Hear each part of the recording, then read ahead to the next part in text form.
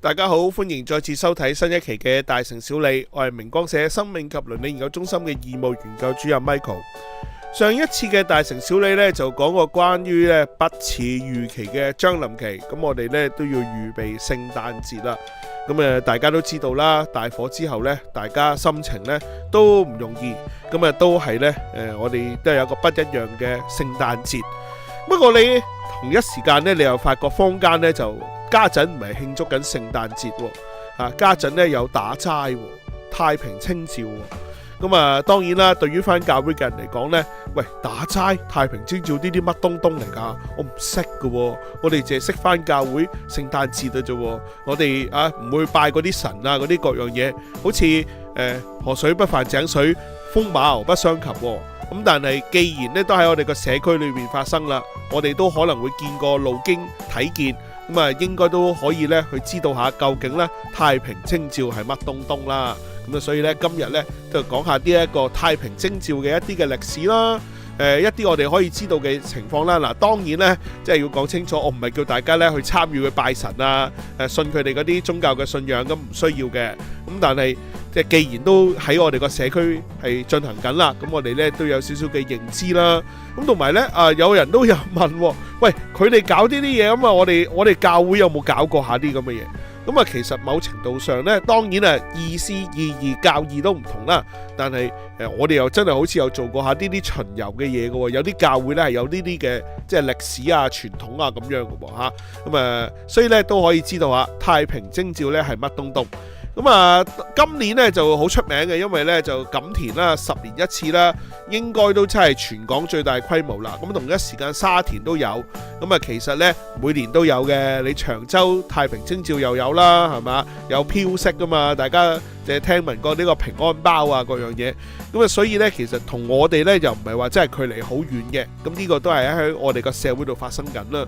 咁同埋咧好多時大家都覺得呢啲咧啲新界鄉村嘅嘢啫，其實又唔係嘅。香港九龍新界都有太平清醮嘅喎。喺香港例如喺筲箕灣有啦，九龍咧就牛池灣村啊嗰啲即係就快拆嘅村咧，曾經都有呢個太平清醮。新界就更加不在話下啦。咁所以咧第一樣嘢咧可以同大家即係可以搞得清楚少少。雖然香港咧係一個高度城市化嘅發展嘅城市啊，但係香港都唔少鄉村㗎。即係仲有好多人住喺鄉村裏邊，而鄉村咧有呢個傳統嘅習俗咧，太平清醮嘅。咁講翻少少歷史啦，因為太平清醮咧，你一聽到就哇拜神啊，各樣嘢啊，好震撼啊咁第一都真係好震撼嘅，因為佢哋要搭個氣棚啦、酬神啦，咁所以咧即係竹棚嘅建築咧都真係好少見噶啦。除咗大廈維修之外咧，其實竹棚以前係好多種建築嘅方法嘅一種嚟㗎嚇，都係相當方便，同埋咧可以做到係好大規模啊。咁如果你去睇過嗰啲即係太平清醮打齋嗰啲嘅氣棚咧，其實都真係幾犀利嚇，即係個 size 都幾誇張啊。咁今年係呢一個嘅呢個錦田村錦田鄉成個咧10年一次。咁之前咧有下村鄉，咁其實咧有啲係好長歷史嘅喎。咁有啲咧就係每年有一次，有啲係10年一次。一啱可以俾你睇一個咧，你估唔到咁長嘅。咁佢有好多活動去做。咁除咗大家好熟悉嘅即係拜神啊各樣嘢，咁佢哋都會有巡遊啦。咁亦都會食嘢啦。有盤菜食，不過咧同大家即係期望嘅盤菜可能會有啲唔同㗎。即係有人話如果你住喺新界鄉村有得食啊咁樣。嗱，唔好咁高期望啊，唔會有啲山珍海味㗎，因為咧太平清醮應該咧就係齋戒時間，咁食齋菜嘅啫咁就唔係你平時新年食嗰啲，哇又海鮮又豬肉啊咁樣，咁就冇咁多嘢食㗎，齋菜嘅。咁呢個咧都係一個宗教嘅傳統嚟嘅，因為咧太平清醮咧，如果大家唔知嘅話咧，嗱講下少少歷史啦。第一咧佢係一個道教嘅傳統嚟嘅，雖然你可能會喺其他嘅太平清醮見到咧，可能佛教啊或者其他宗教嘅儀式，咁但係基本上咧係一個道教嘅傳統啦。咁所以你會化大事啊，有啲祭祀啊咁各樣嘢啦。咁呢個第一個。第二啦，呢個歷史嚟嘅。咁其實佢做乜嘅呢？咁太平清醮其實呢，酬謝神恩啊嘛，係咪？你見到咁其實呢，有啲感恩嚇，咦？感恩好似我哋宗教我哋信仰嘅嘢，咁感恩佢哋個神，咁啊佢哋可以去做嘅。咁其實呢就都係一啲歷史嘅原因啦。嗱，頭先除咗講係一個宗教，係一個道教嘅道統，咁歷史嘅原因呢，咁佢有幾個即係歷史嘅緣由去感恩啦。咁通常就即係經歷過瘟疫啊、大災大難啊咁樣，所以要感謝神恩、酬謝神恩。咁呢個就經歷瘟疫呢，就係例如長洲嘅太平清醮啦、大坑舞火龍啦，咁都係類似呢啲嘅即係古仔啦嚇。沙田車公都係因為瘟疫嚇，咁所以呢就即係酬謝神恩，咁就有呢啲嘅傳統啦。另外歷史上就係因為呢清朝初年啦，咁啊大家可能知道下歷史呢，即係明朝到清朝其實呢唔係一個好順利嘅即係轉變嚟嘅，中間呢都有啲叛亂啊、叛變啊，即係有反清復明啊，類似啲咁樣嘅以前嘅歷史。咁啊尤其是南方中國嘅南方有南明嘅政權，又有鄭成功係嘛，咁就各據一方咁樣咧，勢力都係一時無兩。咁清朝初年其實要去平定佢哋咧，都係吃力嘅，所以咧喺清朝初年咧就有一個清海令頒布過，咁就將沿岸嘅村落咧全部遷入內陸。咁香港係沿岸地方嘛，所以曾經係清個村大概10年嘅時間。咁啊後來咧就因為即係清朝就見平定啦，就可以取消咗呢個遷海令咧。鄉民回鄉翻到嚟香港咧就酬謝神恩。咁所以咧香港大部分嘅太平清醮咧都係300幾年嘅歷史度。咁就因為遷海令翻到嚟香港，咁就可以恢復翻。咁所以咧酬謝神恩都有呢個歷史嘅原因。所以錦田咧佢哋話佢哋自己係最古老嘅即係太平清醮嘅發源咧，亦都真係嘅，因為咧呢段歷史咧係記載咗喺錦田鄉村裏邊嘅。遲啲我哋咧就可以講下。嗱，頭先講過啦，有啲太平清醮咧就係1年1次，有啲咧就10年1次，有啲3、5年1次。全香港最耐嗰個咧係上水鄉，係60年1次。嘅簡單啲講，你一世人可能睇得1次嘅啫。咁如果你好彩，你啱啱出世，然後60歲，咁你有2次咯。但係你出世嗰陣時，你冇知覺噶嘛，你唔知噶嘛，係咪？咁啊，所以咧人生都係真係經歷1次嘅咋嚇。有時有啲太平清醮，咁有啲又每年都有啦，飄色啊、長洲啊咁樣啦。咁啊，另外咧你都可以見到，咦個時間好似唔同噶喎。你而家係農曆10月喎，即係11、12月，咁點解太平清醮長洲咁早嘅？咁係啊，其實係有啲唔同嘅，因為咧陸上務農嘅村莊咧，通常就係農曆10月搞太平清醮嘅。水上人咧就通常係農曆5月，又或者咧係佛誕啦，長洲就黐咗落去佛誕日去搞，所以咧就會有唔同嘅時間咧去搞太平清醮。形式亦都有唔同嘅喎。雖然頭先講話道家，但係道家都有好多種神，同埋咧有唔同嘅居民啊嘛。咁你林村啊、錦田啊呢啲咧就係本地人啦，即係本地嘅大家族啦嚇，即係新界5大族去搞啦。咁沙田係客家人啦，咁然後長洲係陸海豐人，再加水上人。咁所以咧其實都有唔同嘅形式啦、節日啦、原因啦、歷史嘅緣由啦。咁啊拜嘅神都有啲唔同嘅喎。咁啊長洲嘅係北帝啦，沙田嘅係車公啦，咁然後錦田嘅城隍啦，再有其他嘅道教嘅神士啦。不過今日梗係唔講嗰啲拜祭嘅儀式啦。不過就即係可以話俾你聽，就係都係幾包羅萬有嘅。咁呢個呢就係太平清醮嘅一啲嘅歷史啦。咁啊交代咗俾大家知道即係關於咧宗教歷史上面啦。但係其實呢，除咗係一啲宗教嘅儀式之外呢，其實佢喺個社會嘅層面呢都係重要嘅。因為以往呢，太平清醮除咗祭祀神恩啊、酬謝神恩呢，其實都係即係村落裏邊呢，即係大家聯合埋一齊去做活動啦。咁啊，當然有好多即係繁瑣嘅行政啊各樣嘢。咁但係另一時間呢，就係數點下人數。咦，咁似民數記嘅？有啲似噶。其實呢，都係數點人數要加翻落族譜啊。咁就太公分豬肉。分豬肉咧就年頭做嘅，唔係太平清醮做嘅。不過咧，即係計翻好啲人數啊，然後寫翻好族譜啊，咁樣咧係喺太平清醮咧會做呢件事噶。佢哋一啲嘅村莊咧真係會做呢個金榜題名啊！嗱，你見到有個榜字喺度係咪？金榜題名。咁啊，我哋舊年咧去呢個下川鄉都係10年一遇嘅太平清醮咧，佢哋真係有呢個金榜題名喎。咁啊，大家咧可以睇下片啦嚇。咁大家見到佢哋真係揭開個榜，哇，好似揭開書卷咁嘛，係嘛？又唔係啟示錄嚟㗎嚇，呢個唔係啲有咩書卷啊咁樣。但你見到佢真係揭開個榜，咁然後咧啲人咧就去睇，叮叮叮叮叮，然之後咧就睇下自己屋企咧有冇名喺度咯喎。啊，鄧乜乜鄧乜乜，因為下川係姓鄧嘅嚇，新界5大族之一。咁啊姓鄧咧，啊鄧鄧鄧鄧鄧咁樣，然後就噔噔噔噔噔噔咁樣咧就出啦。咁啊呢個咧就係金榜題名啦。咁啊睇咁多先啦，唔好睇太多啦。咁啊都係一個社會嘅事情啦，因為村落有名登記咧，就好多嘢就即係計住會嚟噶啦，即係太公分豬肉啊，即係新界嘅權益啊，各樣嘢，咁啊當然唔講太多啦。好啦，除咗一個社會性一啲個好重要嘅功能之外呢，咁啊娛樂性都有嘅喎，即係例如有呢個神功戲啦嚇。咁啊一講神功戲呢，咁啊係神功戲係做俾神睇，不過人都睇埋咁樣。咁喺粵劇界神功戲呢，就真係一個好重要嘅，即係支撐住粵劇發展嘅一樣嘢，尤其是係呢出戲。咁啊如果你識睇戲嘅，你就知，咦，哇呢出大製作喎咁樣。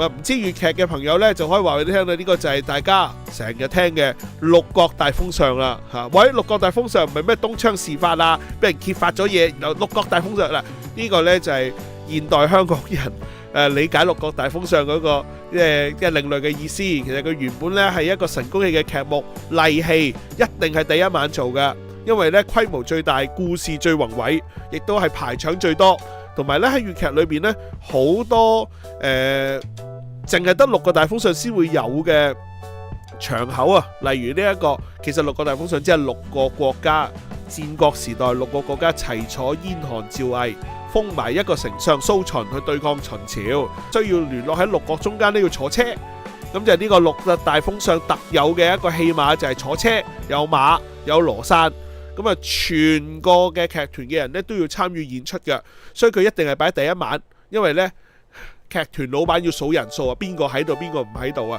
就係六國大封相啦嚇。咁啊大家嘅理解嘅六國大封相呢，可能有啲唔同，不過呢個就係神功戲第一晚例戲一定做嘅。咁啊呢個都係粵劇裏邊一個好緊要嘅傳統啦。咁今年呢，亦都相信呢會更多人去睇呢個太平清醮啦，因為經歷過大火之後呢，竹棚呢分分鐘冇噶啦，咁所以呢，仲有呢啲碩果僅存嘅竹棚建築呢，就大家都去睇啦。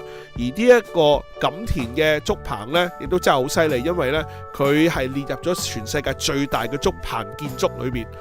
其實你去過睇現場呢，你都知道，哇，都真係幾震撼嘅。咁啊，第一唔知仲有冇以後竹棚啦，第二，佢10年一屆，其實都真係唔知10年之後係點噶。如果真係變咗做金屬架呢，咁就真係所有味道都唔同晒。所以今年呢，都真係好多人呢，就趁墟呢，就真係去睇下，話即係節目啊，睇竹棚啊，影下相啊。咁我相信呢，大家喺社交媒體呢，都見唔少啦。咁呢個呢，都真係喺呢個文化即係傳承裏邊呢，都係一個好重要嘅位置啦。不過呢，講到即係太平清醮咧，都可以講下啲小倫理嘅。頭先講過太平清醮其中一個即係舉辦嘅原因就係因為瘟疫啦嚇。咁呢個瘟疫咧就即係催生咗太平清醮發生。咁但係咧亦都因為瘟疫咧喺近代咧太平清醮咧就被取消喎嚇。咁所以咧有時都幾諷刺喎。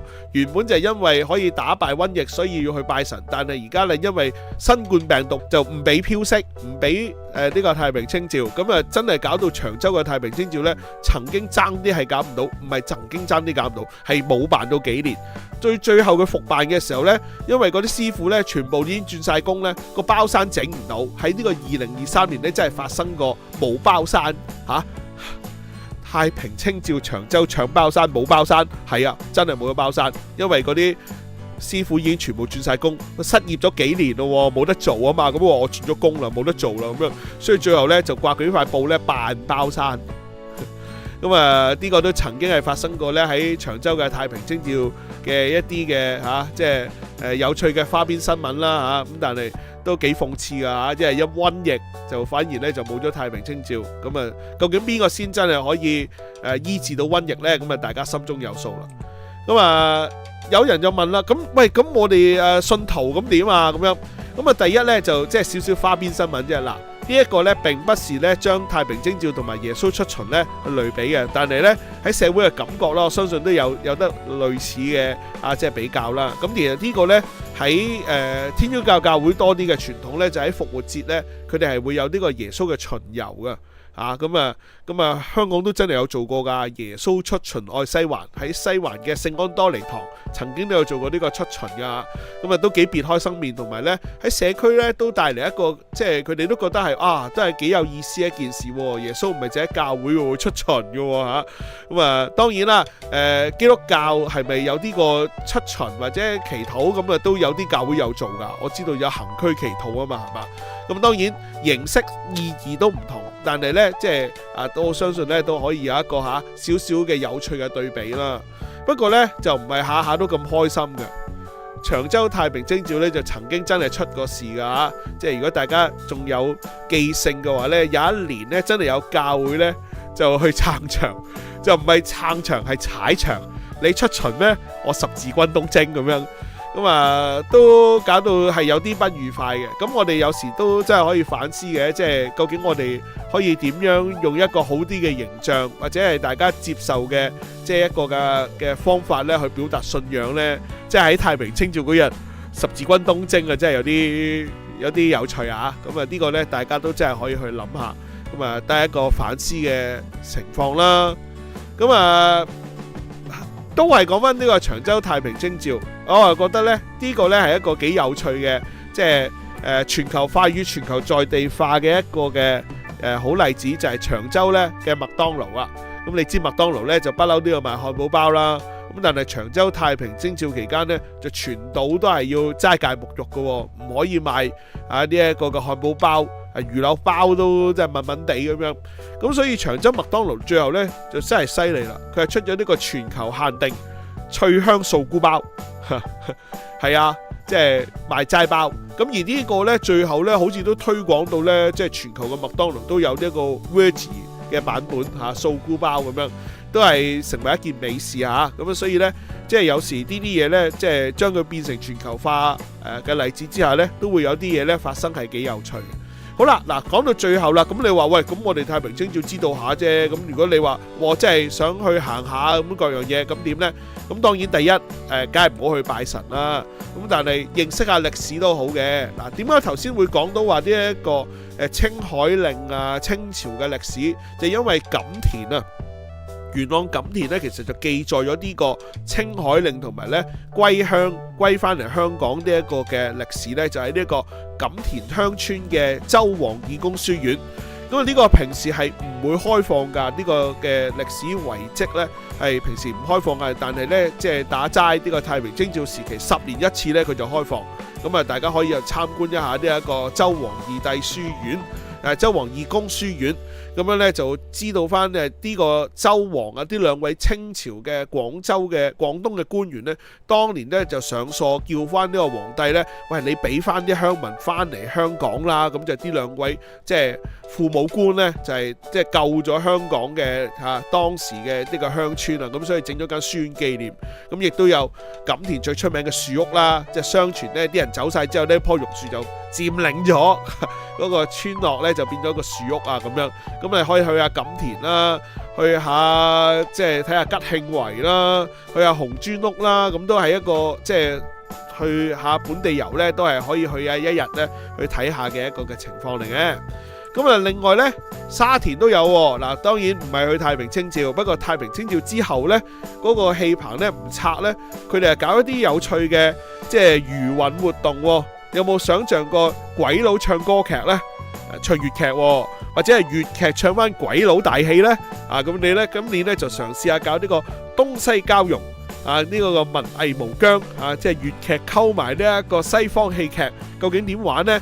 咁就喺呢個20號完咗太平清醮之後呢，即係佢哋嗰個場冊咁樣呢，就可以做一場呢個中西文化交匯。